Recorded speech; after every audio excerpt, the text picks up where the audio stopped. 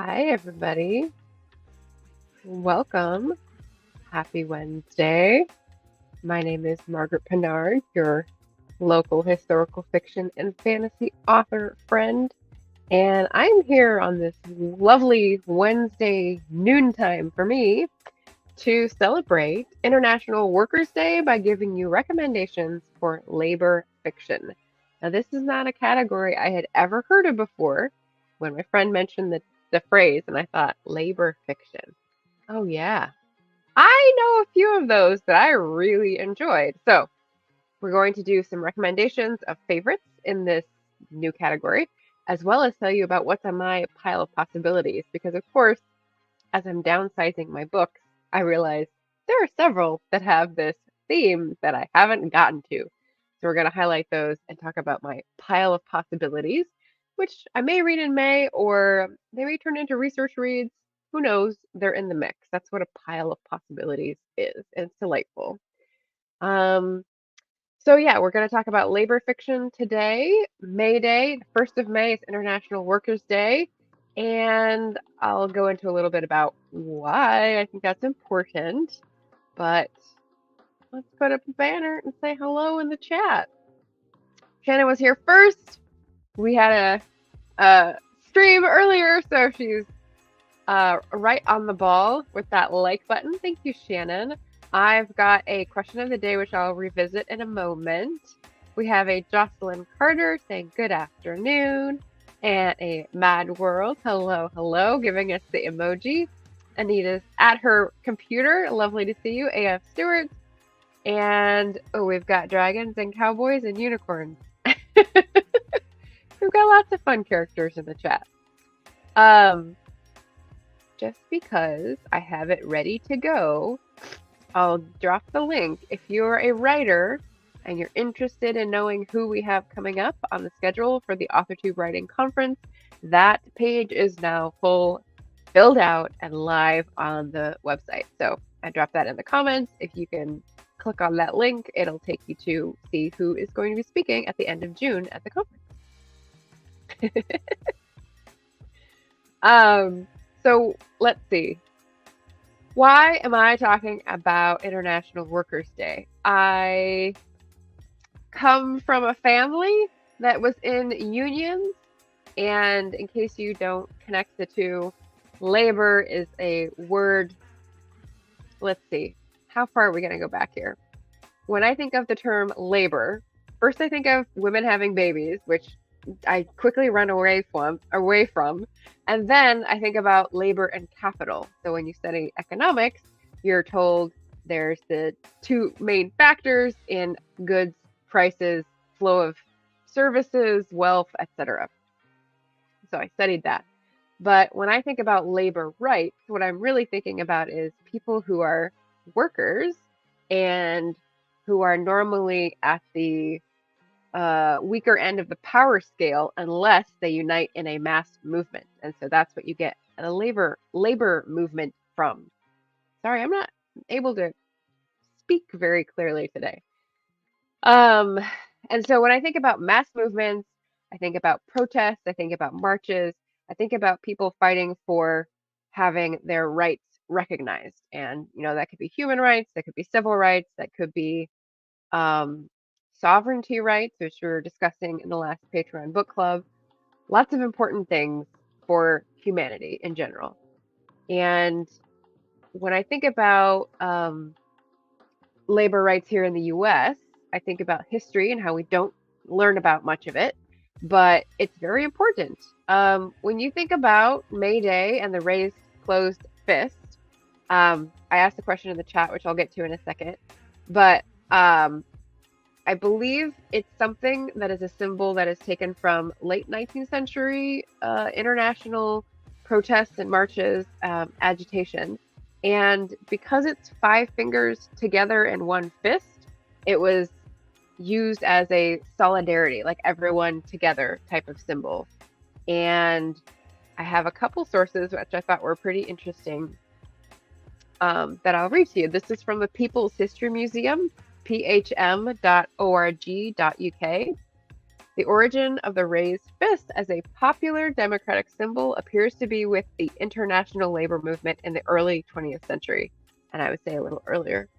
However, the exact origin of the symbol is not completely clear. Trade unions and socialist and communist parties used the raised fist. It was also adopted by anti-fascist movements between the world wars and by Pan-African, anti-colonial, and anti-apartheid movements. So far, I'm all good here. Other recent movements that have used the raised fist have included Black Power, women's liberation, and gay liberation.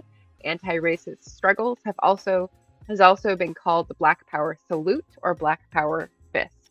Still good, but this may also recall to you the picture of the 1968 Olympics with the black athletes on the award dais with their fists raised. Building on this historic association with Black political struggle since the mid-20th century, the raised fist is currently most strongly linked to the Black Lives Matter movement, as demonstrated by its prolific use in 2020 in demonstrations and on social media after the police murder of George Floyd. And here's, I think, a great summation. But it is worth stressing that the regular reuse of the raised fist over time in different places and for different purposes demonstrates that no single political movement or political issue can claim ownership of this symbol. It's this lack of singular ownership as well as its versatility and broad recognizability that gives the raised fist its symbolic power and longevity.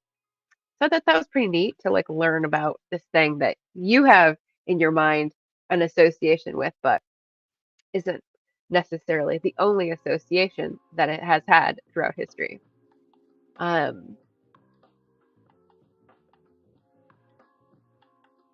Okay, so I'm not going to read the one from Rutgers. We'll continue here. And why am I interested in this topic? So, rewinding from the 20th century uses where it's anti-fascism and Black Power, I'm rewinding to the labor fiction part, and most of that was accomplished by World War II.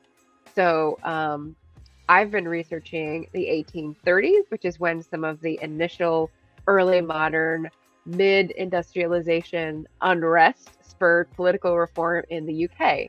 And so that means political reform for who got the franchise, who got to vote, how you got to practice your religion, how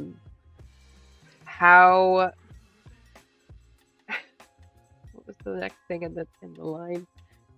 Reform bill, emancipation, abolition. So like the lobby that had all the money that was doing all the terrible things with slave holdings in the Caribbean, like that changed. A lot of things set in motion when you change the decision makers, right? So that's really important to me. I've been researching this for the current book that I'm writing. It's a social justice issue, so that makes it interesting to me. Labor rights make more choices available for more people. It's anti-monopoly. And if you've heard me talk about monopolies and why I hate them and advocate non-monopoly purveyors of products, then you know my spiel on this. Libro.fm, thank you for being lovely. And finally, I think that inequality is at the root of social injustices. So let's hear how some people made it better for the many. And that's what we can do in fiction, as well as nonfiction. So I'm going to give you fiction recommendations here first. Yes. Check in with the chat. Maybe I should do the answer question first. Let's do that.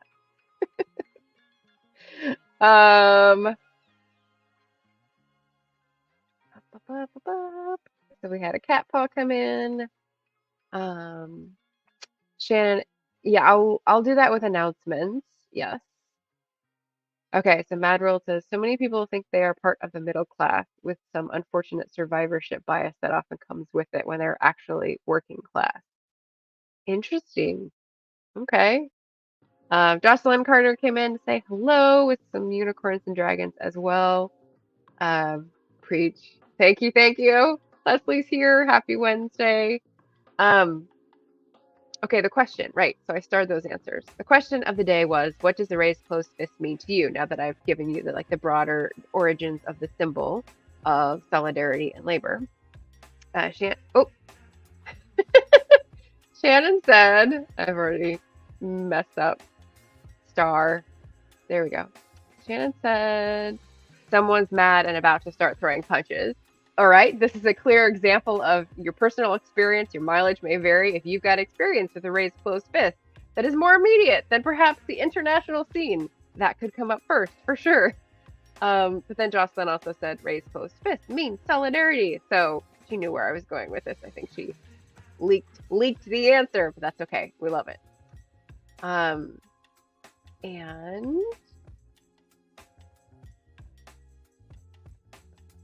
interesting.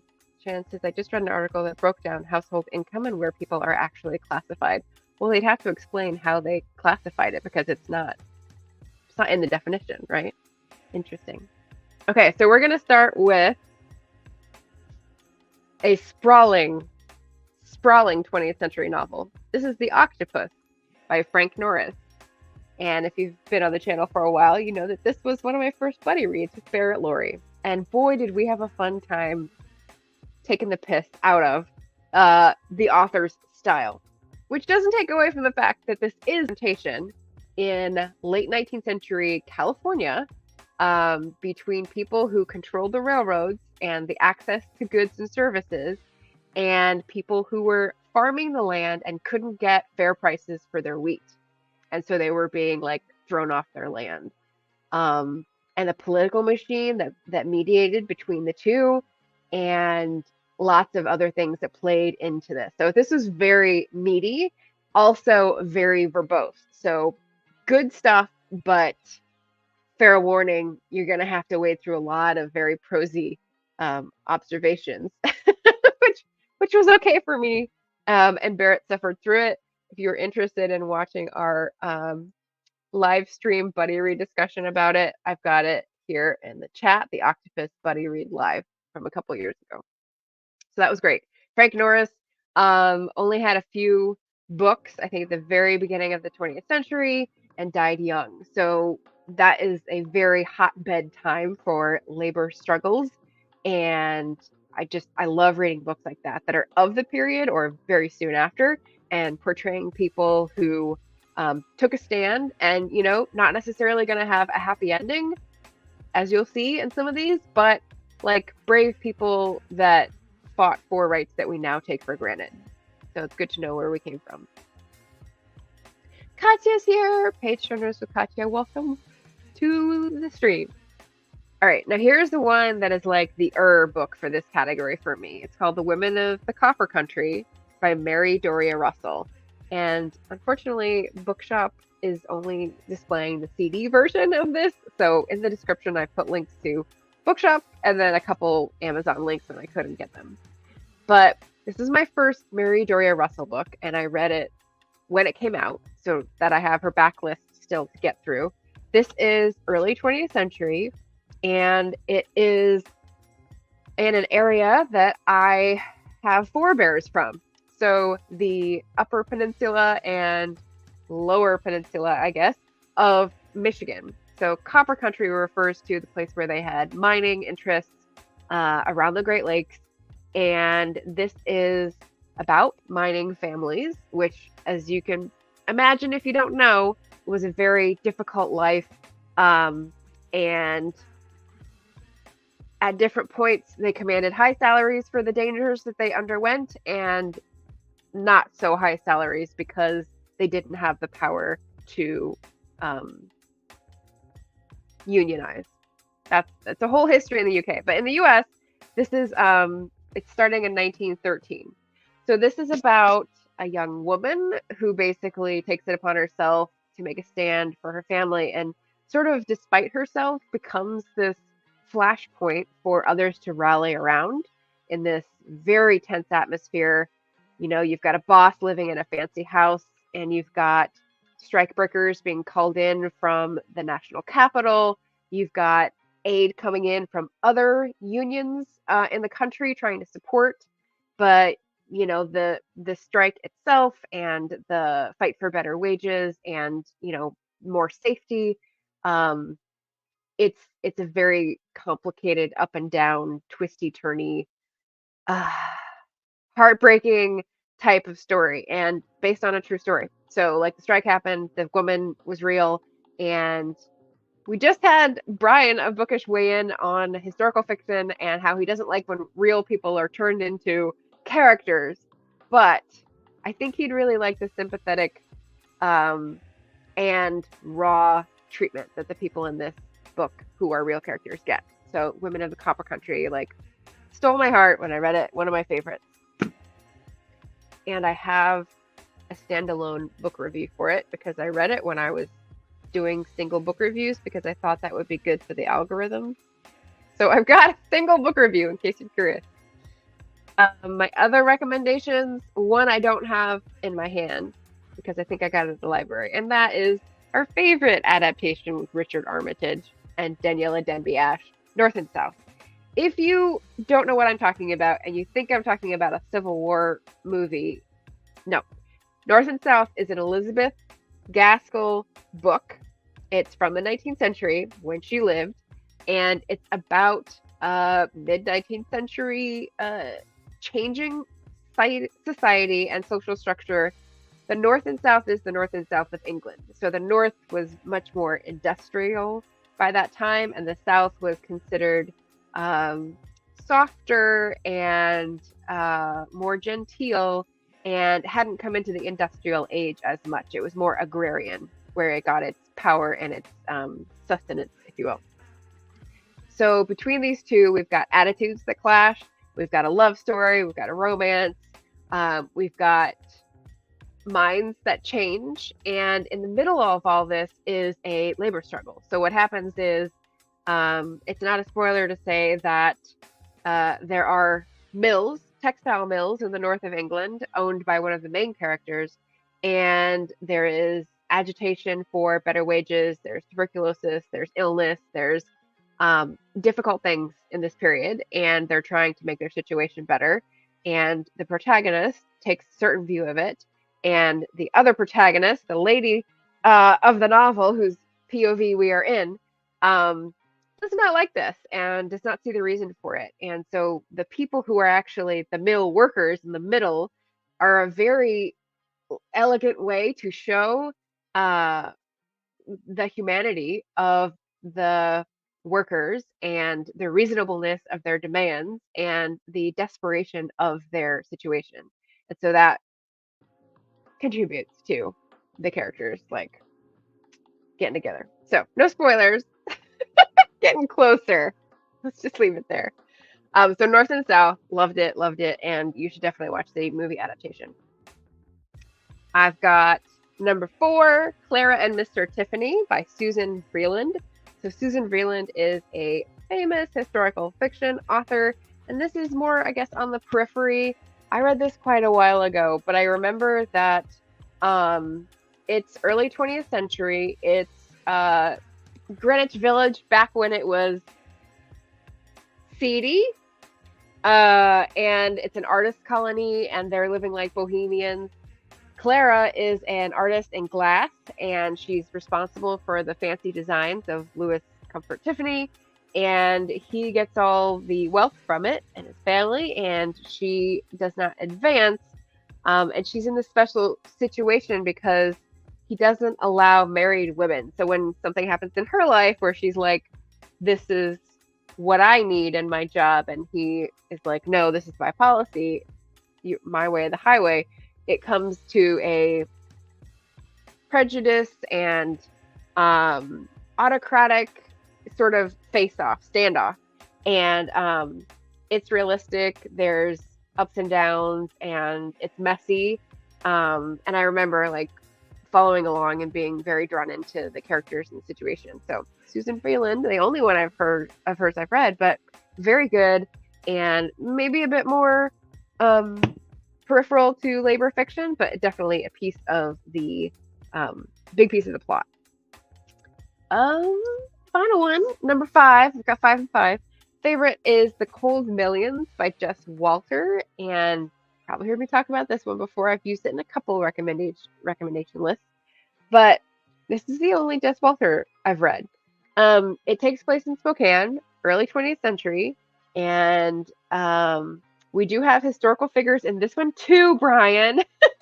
But again, they're cameos, and as a responsible author would, their words are really just taken from speeches. Like it's an event where Elizabeth Gurley Flynn comes to town and makes a speech, and you get both the speech and also her, presumptive attitude towards the people who had organized it. So I don't think that's taking too many liberties. But basically, it's a struggle for. I read this before and thought it would be actually easy to read. Uh, an intimate story of brotherhood, love, sacrifice, and betrayal set against the panoramic backdrop of an early 20th century America that eerily echoes our own time. And you've got lining up for day work at crooked job agencies. Right, so there's high unemployment and a lot of interesting characters. Cops, tramps, suffragists, and socialists, madams, and murderers. There's a lot of interesting characters in this. So if you like twists, because this also had a really, I didn't see it, really good twists, and a big cast, and lots of mystery. So, yeah, fighting the system, out for people's rights. Trying to remember what else I remember from this. I remember intimidation. I remember spies, like infiltrating committee meetings and that sort of thing, to get a sense of what it was to fight for and unionize and not be intimidated. So, great book. Great book. Labor. All right. Those are my 5 favorites, recommendations. And 1, 2, that's 4 in the US and 1 in the UK. So that's pretty good. Usually I skew Anglophile, but yeah, there we go. Before we go on to Pile of Possibilities, I wanted to share the link to my Bookshop list. So I did a special labor fiction list on Bookshop if you wanted to pick any of these up with my affiliate link. If you're interested in labor fiction, you'll probably like my channel. So like the stream and don't forget to subscribe to see me on my next outing. And yes, Pile of Possibilities. Another Elizabeth Gaskell novel is Mary Barton. So this is set in Manchester at the start of the Hungry 40s, the 1840s. And it's a sympathetic, truthful portrayal of ordinary people struggling with rapid social change and overcrowded cities. We've got a mill worker, we've got a trade unionist, we've got a mill owner, we've got a murder, and a woman in the middle who's trying to do right. So I'm excited about this. I may wait till October to read it. I think Jim's Books Reading and Stuff had recommended this at some point recently, so it's definitely on my list. I'm definitely keeping it, but it definitely goes into the labor fiction camp, which is very exciting. Here's when I started a chapter or 2 of. I got to page 40 and just didn't pick it back up. So this is still on my list. Wiley Cash is a prolific author and accounted very talented, but it starts off very sad, and so I think I was not in the right mood for it. But Wiley Cash, The Last Ballad, it's one of his latest books. It's about a mill in North Carolina, and it's in the 1929.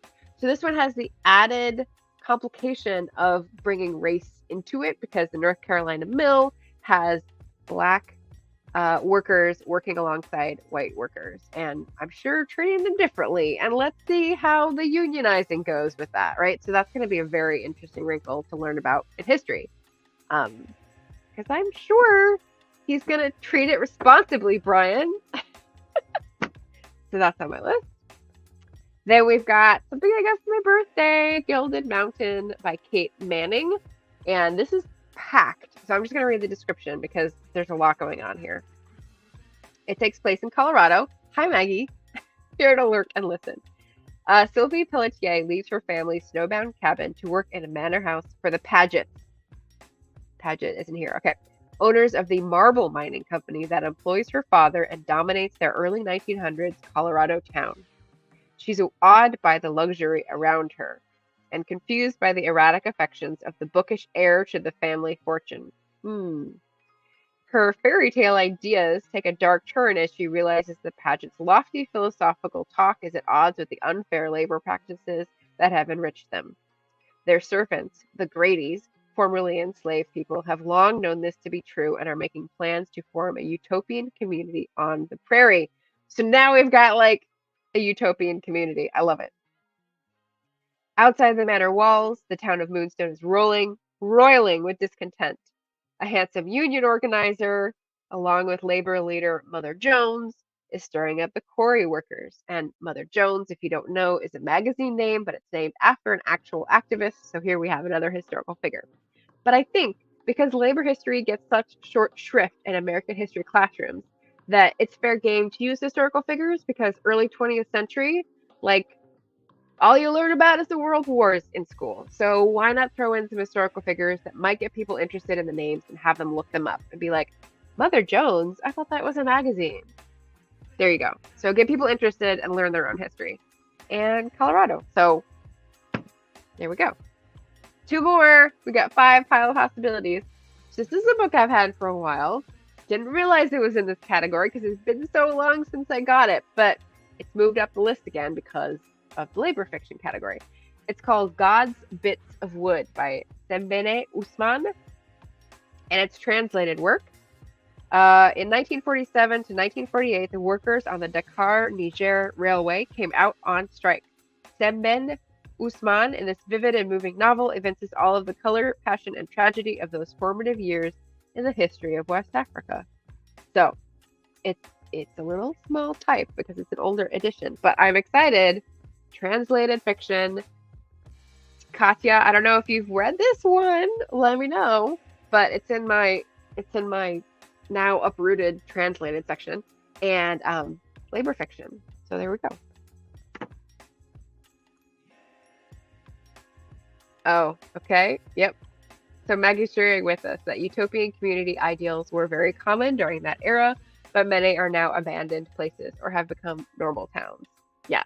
It doesn't work out for long. But I'm curious about this one. Like, yeah.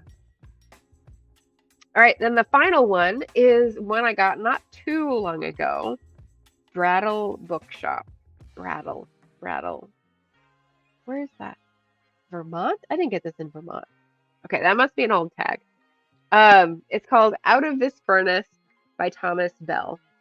And this one has been on my research shelf, so I knew that it had to do with labor rights and demonstrating. It takes place, let's see, first published in 1941. It's the story of 3 generations of an immigrant Slovak family, the Debrežaks, and begins in the mid-1880s. He comes to New York. Nope. New York to Whitehaven, then to the steel mills of Braddock. Okay, so I think it's kind of like a Silas Marner thing. The 3rd generation came of age in the 1920s, determined not to be sacrificed to the mills. So interesting. So we've got textile mills, and then the next generation we've got steel mills. So very interesting, and perhaps something that plays a part in family histories that we have here on the YouTube. So I always like learning more about the struggles of family members that came before. If they're not talked about, then we don't know how we've contributed to American history. So things like that I'm very interested in. And also on a research level, they're good for details about motivations and tensions and possible character relations that I'm compiling for my current work in progress. So that was 5 favorite recommendations and 5 pile of possibilities that I need to get on at some point and read. And the bonus is a novel about Haymarket by Martin Duperman. This is a book I've borrowed from my friend who mentioned the phrase labor fiction, and I have yet to read. I did start reading it. I got 111 pages in, past the third, and I put it down, and there are a lot of details into this, so I'm gonna have to start over.